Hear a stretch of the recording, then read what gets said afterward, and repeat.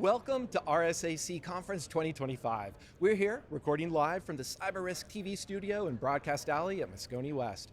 I'm your host, Mike Shima, and joining me for this interview is Chris Peluso, Hi. head of Libra ESVA Americas. Welcome, Chris. Hey, thanks, Mike. Thanks for having me. So first, I've come across a lot of different company names. Libra ESVA. Help me out. What's a fun background about this? That's a pretty unique one. Yeah, there is a lot of history around that, and thank you for pronouncing it correctly, Libra ESVA. We end up spending a couple minutes in the beginning of a conversation kind of giving some history around that. The company was originally called Libra, and when it was founded a while ago, and the first product was actually ESVA. Email Security Virtual Appliance is what it stands for. Okay. And then at some point, we decided that we were going to put those two together, and the full name was born, Libra ESVA. And we've been going at it, for over 10 years worldwide with Libra ESVA. That's awesome. And now you've got, speaking of products, you've got more products helping the new world of AI, Gen AI, and all that implies. And the setup here is that I think the conversation is more about you've seen Gen AI used by the bad actors, I'll just say. What does that look like, especially from the email perspective, email security perspective that you're seeing? Yeah, since we've been in this for quite a while now, we've seen the evolution of threats and what phishing was over 10 years ago to what it's become today. Gen AI has played a large role in the evolution and the success of it more recently. And so, AI has been there in different forms for a very long time, and this is the current iteration of it, right? And so, Gen AI has done a couple things to make threats more accessible to more attackers. And the underlying theme of that is that they're making threats much more personalized. So Gen AI is making it so that an attacker can impersonate the CEO of a company over a voicemail, or impersonate a vendor you've been working with for a long time over email, choosing your name, your title, everything that's personal about you. So when you either pick up the phone or, in our case, receive an email, it's talking directly to you. It appears to be coming from the person you've been speaking with or the company you've been working with. Everything is written very naturally. Even though this might be originating from a non-native English country, it sounds very normal, and Gen AI has been behind that to make it very targeted and very natural. Yeah, it's definitely much different than, please don't click on this link because it looks suspicious. Now it's more of, who am I actually talking to? We're here live, so I know this is actually Chris, but it could be the voice of someone else. Well, that's the crazy thing. Yes, this is live, but Gen AI has led to videos, which if this was a video on YouTube, you can doubt if that was really the two people that you thought you were listening to. And so, Gen AI has just completely changed it's completely revolutionized the way attackers are targeting their victims. And if there's been an evolution, a revolution there, we're still using email. So we still have these creaky old technologies. Everybody uses it. So what does that look like from the email perspective? Do we still need to, because I'll go back to the idea of clicking on a link. There's a lot of different ways we can make clicking on a link safer. Should I be thinking of something else beyond that? It's more than just links. Yeah, links play a big role in phishing attacks today, but so do attachments, so do, the emails lead to other methods of communication. And so, we're using now, Gen AI, or we're not using Gen AI, but again, Gen AI is being used to, make this accessible, the attacking more accessible, more realistic again. And we've, on the flip side, needed to build our own AI in order to combat this effectively. Yeah, and so I'm curious about that because on the one hand, you already set it up that AIs can be deep fake, et cetera. They'll probably, maybe they could even just swap our voices in this entire interview. Who knows what's going to happen? But part of that too, hopefully, there's a promise that AI can also then be better about identifying that inauthenticity, if I can get that word out, or just being able to say, this looks like an anomaly. And we've had machine learning that points out anomalies for a long time, right? You mentioned there's different types of AIs. What are you using? How are you using AI for good now for helping email security? Yeah, well, again, I mean, when email security just got started, it was very much rule-based, which can also has its place still today. But yeah, the evolution of the rules have become, algorithms into today's AI. And AI is a term that's thrown around very loosely today. Fair, yes. And so, you can't necessarily fight, you can't just say, yeah, I'm just going to use AI and fight email threats. You actually have to build a, purpose-built solution that is efficient, effective, and easily trained. And so, we've been working on our own AI engine, which we call semantic AI, to target exactly these type of threats that are coming in. And we can't use, I think there's a distinction between generative AI, which is what you see today with the popular AI engines around, and then what we've built is something called discriminative AI, which is again a purpose-built engine specifically designed to identify and classify different types of email, whether it's a threat or it's safe. In the end, we want to know good or bad. Yeah. There are some sub classifications of that, but in the end, our discriminative AI is able to get to that result. And that feels what's more helpful from the defender's perspective, because as you were saying, I was focusing on that, here, click on this link, is the form of phishing, but attachments or that voicemail of a partner that you've been working with, or the email that has an attachment that, oh, here's a bill and we've been working with this company, I just haven't been paying attention to where this email came from. Yeah. Those are important nuances of different types of bad. Yeah, and they're all, there is no kind of single tool to block all types of threats. Right. AI is a tool. It's not the end-all solution to email security. It's one of the tools that you have in the bag when something has gotten past maybe some of the rules, maybe some of the virus checks. It's gotten past a URL sandbox.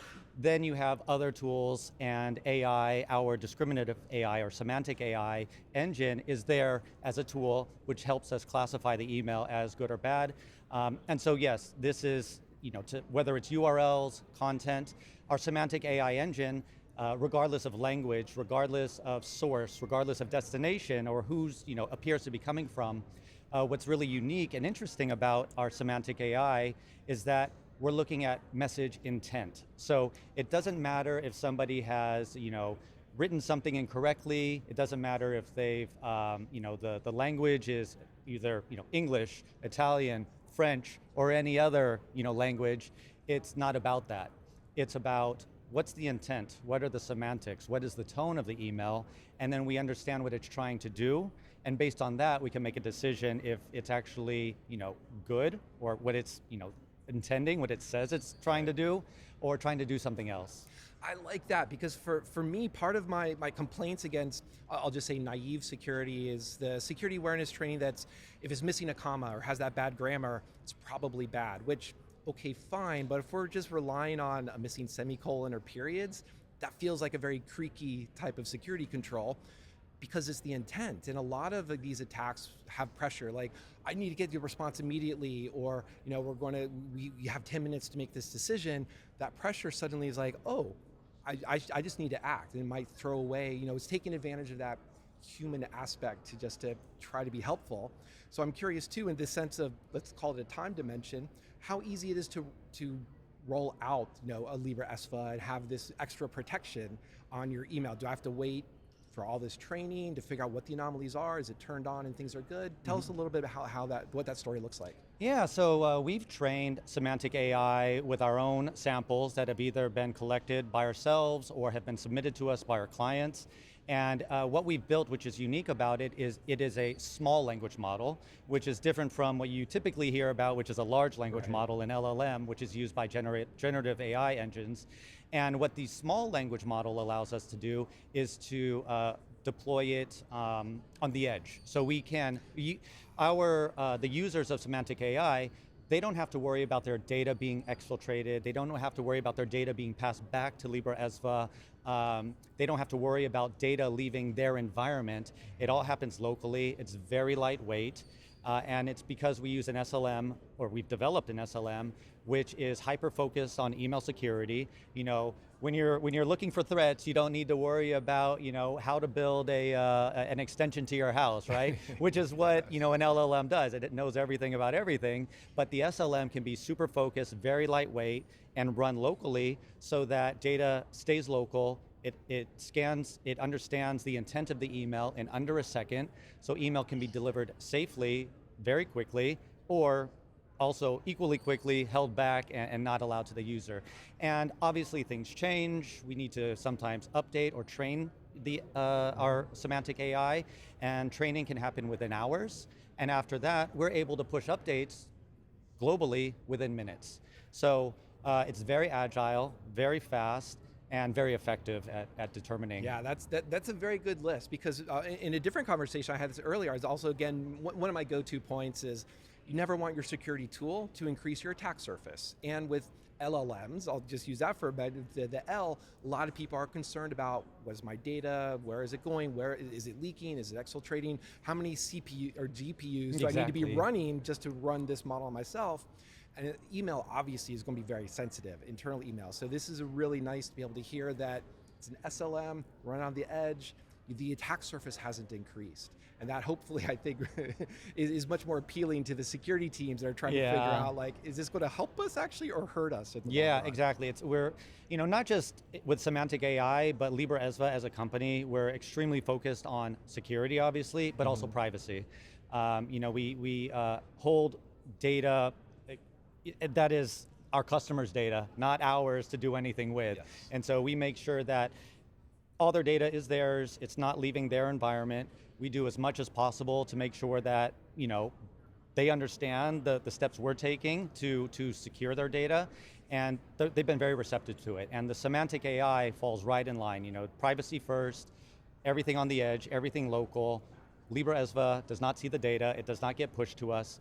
And so it falls in line with where we stand as a company. And I'm going to guess too that you don't need to be better by training on everybody's emails. You're getting better by training on those attacks, what those look like, and those are the ones that are less likely to be sensitive, et cetera.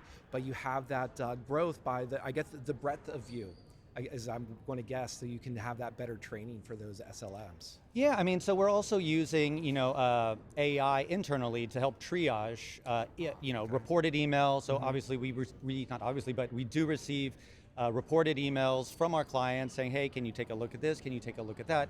And we receive tens of thousands of emails, and it's just impossible for somebody to efficiently go through them effectively. And we've also been using, in this regard, generative AI to help triage, because it's able to process all those emails and better understand, and then we use that as necessary to help train our semantic AI. So yeah, we're kind of using it all around, to help our analysts with going through the emails as effectively as possible, and take those learnings to train our semantic AI quickly and push the updates again very quickly. Now, and as you said, you can push those updates, retrain in a matter of hours. So I was going to ask what the future looks like, and maybe not necessarily the next couple of hours, but what does the couple of months or next year perhaps look like for how you're looking to evolve this tool? Yeah, well, we just launched semantic AI, so that was a big announcement for us this week. I think we just need to let it be out there for a little while. Obviously, we're going to get a lot of feedback from our customers. We're very excited about it. It's one of the biggest new capabilities of the solution for a while. And so, to be honest, at this point, we just want to get feedback. It's going to be a little while. We want to take advantage of all the learnings and continue to tweak it, and make sure it's continues to be as lightweight and efficient as possible, but obviously as effective as possible. And then, we'll see the next 6 months. We'll see. A lot can change, in 6 months. That's who knows what's going to happen. That's true. But if my experience holds true, people like to give feedback. People like to send in emails. So hopefully. Oh yeah, we have will come for you. vocal clients. Well, you've been very vocal with us today. Thank you, Chris. No, thank you, Mike. It's been a pleasure. I want to thank everyone else for joining us. To find out more about Libra ESFA, please visit securityweekly.com/LibraESFA RSAC. For all RSAC 2025 coverage by Cyber Risk Alliance, please visit securityweekly.com/RSAC. Thanks again, Chris. And stick around. We're going to be back after the break with a quick wrap up from today at RSAC Conference 2025.